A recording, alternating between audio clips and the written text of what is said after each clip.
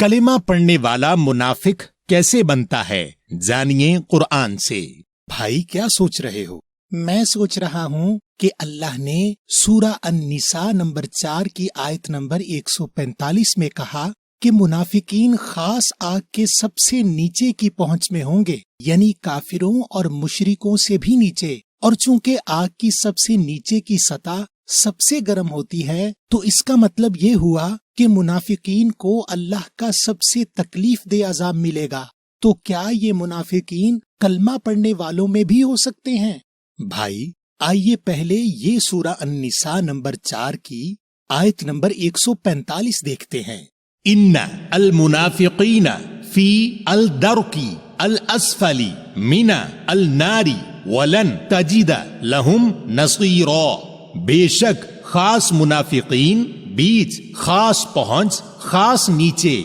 में से खास आग और नहीं तू पाएगा उनके लिए एक मददगार।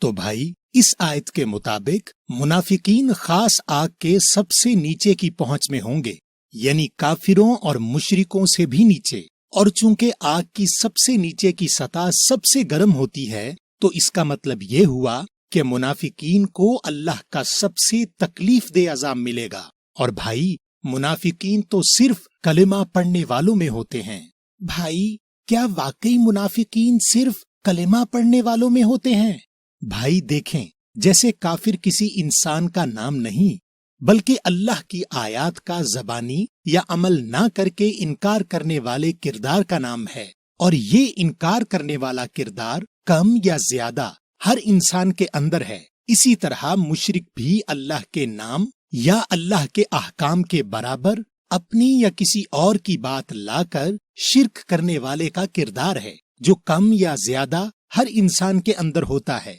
जिसको अल्लाह की आयात कम से कम करती हैं। इस तरह कुरान में अल मुनाफिकीन यानी खास मुनाफिकीन का लफ्ज भी आया है, और ये भी एक किरदार है जिसका ठिकाना आग की सबसे नीचे की पहुंच में है। तो आइए इस किरदार को न सिर्फ कुरान से समझते हैं, बल्कि इन आयात को अपने आमाल से जोड़कर अपने अंदर भी तलाश करते हैं। अब आप सबसे पहले सूरा अन-निसा नंबर 4 की आयत नंबर 60 और 61 देखें।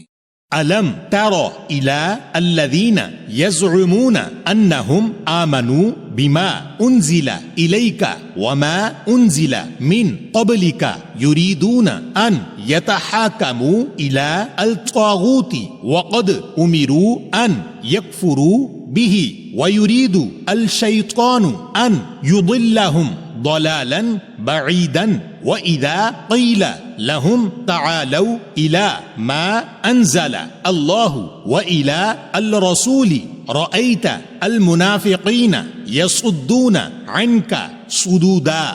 क्या नहीं तू देखता तरफ जो लोग झूठा दावा करते हैं कि बेशक वो ईमान लाए, साथ जो नाजिल हुआ तेरी तरफ और जो नाजिल हुआ तुमसे पहले से, वो चाहते हैं कि हुक्म लेने जाएं तरफ खास शैतानी निजाम, और यकीनन हुक्म दिया गया कि इनकार करें साथ इसके, और चाहता है खास शैतान कि उन्हें गुमराह करे, गुमराही में दूर की। और जब कहा जाता है उनके लिए तुम आओ तरफ जो नाजिल किया अल्लाह ने, और तरफ खास रसूल, तू देखेगा खास मुनाफिकों को रोकते हुए, बारे में तेरे रुकते हुए।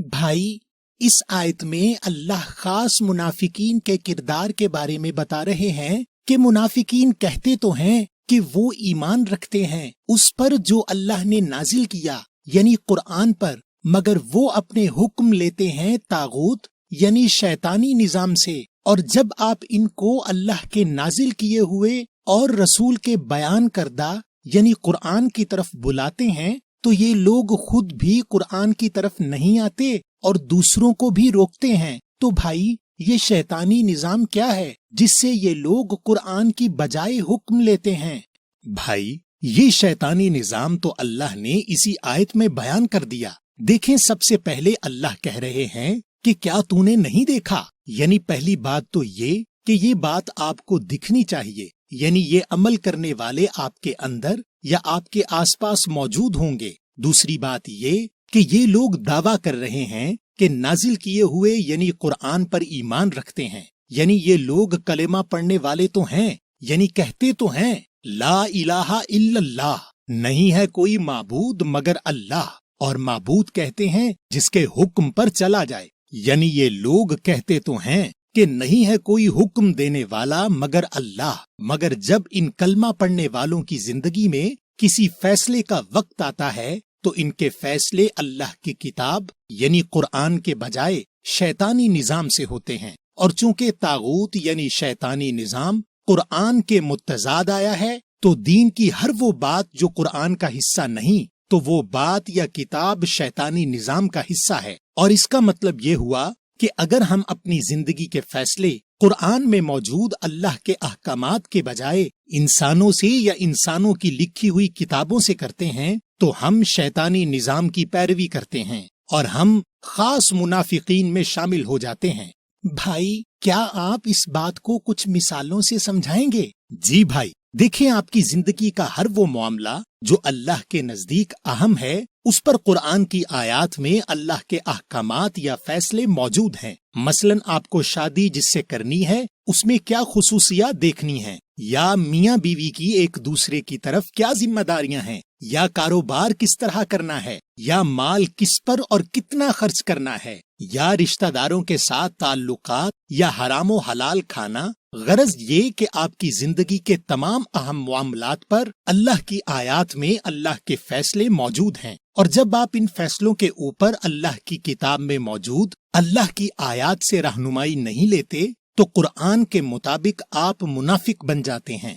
لیکن بھائی، میں تو اللہ کے کافی احکامات پر عمل کرتا ہوں، تو میں کیسے منافق ہوا؟ مثلا میں نماز پڑھتا ہوں۔ بھائی، کیا آپ نے کبھی قرآن کھول کر اپنے اعمال کی تصدیق کی ہے کہ جو عمل آپ کرتے ہیں اللہ نے وہ اعمال اسی طرح کرنے کو کہا ہے؟ مثلا کیا آپ نے قرآن میں موجود صلاۃ کے اوپر 77 سے زائد آیات کا مطالعہ کیا کہ کیا آپ کی نماز اللہ کی الصلاۃ کے معیار پر پوری اترتی ہے؟ کیا آپ کی صلاۃ یعنی بات چیت یا رابطہ اللہ کے ساتھ دو طرفہ ہے یا ایک طرفہ؟ آپ سورہ النساء نمبر 4 کی آیت نمبر 144 دیکھیں۔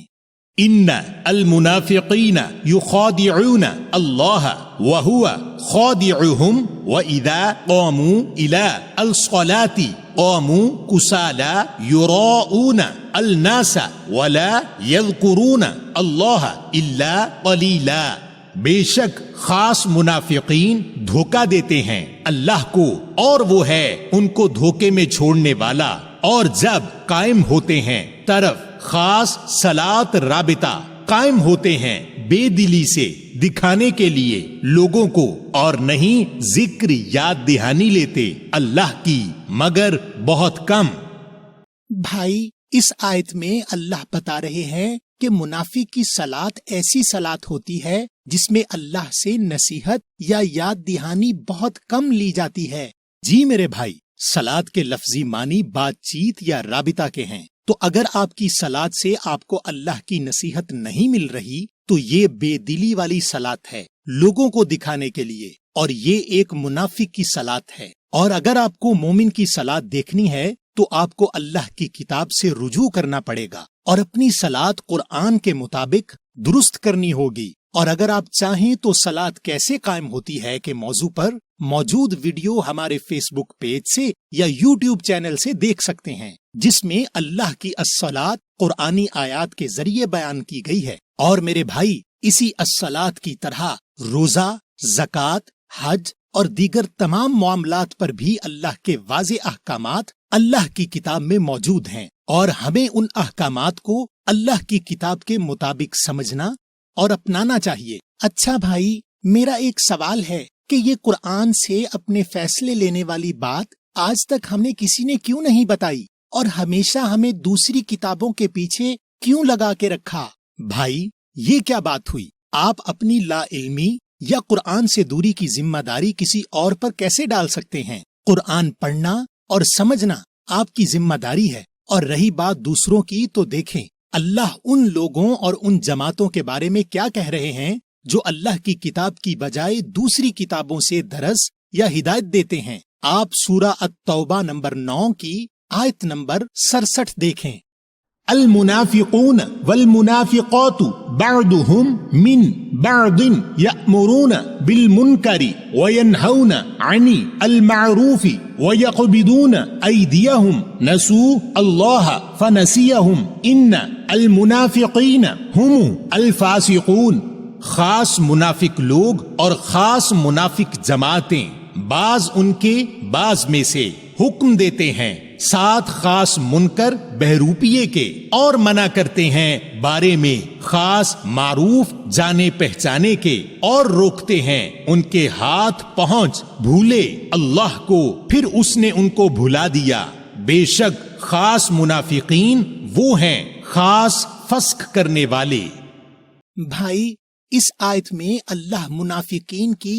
ایک اور قسم بتا رہے ہیں جو نہ صرف منافق بلکہ فاسق بھی ہیں، اور اللہ کہہ رہے ہیں کہ بعض منافقین چاہے اکیلے ہوں یا منافقوں کی جماعت ہو، ان سب کا ایک کام ہے کہ یہ لوگ آپ کو حکم دیں گے خاص منکر یعنی بہروپیے سے، اور روکیں گے خاص معروف یعنی سب سے جانے پہچانے سے، اور یہ لوگ منافق کے علاوہ فاسق بھی ہیں۔ تو بھائی، یہ خاص منکر یعنی بہروپیہ کیا ہے، اور یہ خاص معروف یعنی سب سے جانا پہچانا کیا ہے جس سے یہ منافق لوگ اور منافق جماعتیں روکتی ہیں؟ بھائی، کلمہ پڑھنے والوں میں معروف یعنی سب سے جانی پہچانی حکم دینے والی کتاب قرآن ہے، جو اللہ کی کتاب ہے اور قول رسول ہے۔ اس کے علاوہ جتنی کتابیں ہیں وہ انسانوں کی لکھی ہوئی کتابیں ہیں، اور ہر فرقے کی الگ الگ کتابیں ہیں، اور منافقین نے ان کتابوں کو رسول پاک اور بزرگوں کے نام سے جوڑ کر ان کو دین کی کتابوں کا بہروپ دیا ہوا ہے۔ اور جب بھی آپ ان منافقین سے دین کے کسی معاملے پر فیصلہ پوچھیں گے تو یہ لوگ اور جماعتیں آپ کو بہروپیے سے حکم دیں گے اور آپ کو معروف یعنی قرآن سے روکیں گے، اللہ کی کتاب کو مشکل کہہ کر، نامکمل کہہ کر۔ تو میرے بھائی، یہ یاد رکھیں کہ قرآن کے مطابق ہر وہ شخص منافق ہے جو کلمہ تو پڑھتا ہے، مسلم ہونے کا دعویٰ تو کرتا ہے، مگر اپنی زندگی کے معاملات میں اللہ کی کتاب سے حکم نہیں لیتا۔ اور اللہ منافقین کی ایک قسم اور بتا رہے ہیں، اور یہ لوگ اور جماعتیں منافق ہونے کے ساتھ ساتھ فاسق بھی ہیں، کیونکہ یہ منافق لوگ بہروپی کتابوں کو دین کا حصہ بنا کر لوگوں کو ان سے ہدایت دیتے ہیں اور قرآن سے حکم لینے سے روکتے ہیں، قرآن کو مشکل کہہ کر، نامکمل کہہ کر۔ اور سورہ المنافقون نمبر 63 کی آیت نمبر 4 سے 6 کے مطابق ان منافقین کے ظاہری حلیے بہت متاثر کرنے والے ہوں گے، یعنی یہ آپ کو دیندار تو لگیں گے مگر ان کی باتیں بے بنیاد ہوں گی، کیونکہ قرآن سے درس نہیں دیتے، اور یہ منافقین ہر قرآن بیان کرنے والے کے دشمن ہیں، اور ان کے لیے رسول بھی بخشش نہیں مانگ سکتا۔ یا اللہ، بھائی، اب میری سمجھ میں آ گیا کہ اگر میں نے کلمہ پڑھ کر قرآن پر ایمان رکھنے کا دعویٰ کر کے اپنی زندگی کے فیصلے قرآن کے مطابق نہیں کیے تو اللہ کے مطابق میں منافق ہوں، اور اگر میں نے دوسروں کو قرآن کے علاوہ کسی بھی کتاب سے ہدایت دی یا لوگوں کو قرآن سے روکا، قرآن کو مشکل یا نامکمل کہہ کر، تو میں اللہ کی نظر میں نہ صرف منافق بلکہ فاسق بھی ہوں، اور میرا ٹھکانہ آگ کے سب سے نیچے کی پہنچ میں ہوگا۔ آپ ہمارے کوسچن قرآن آفیشل کے نام سے موجود یوٹیوب چینل کو سبسکرائب ضرور کیجئے تاکہ آپ کو ہماری تمام ویڈیوز فوراً ملتی رہیں، اور آپ ہماری ایپ سٹور اور پلے سٹور پر کوسچن قرآن کے نام سے موجود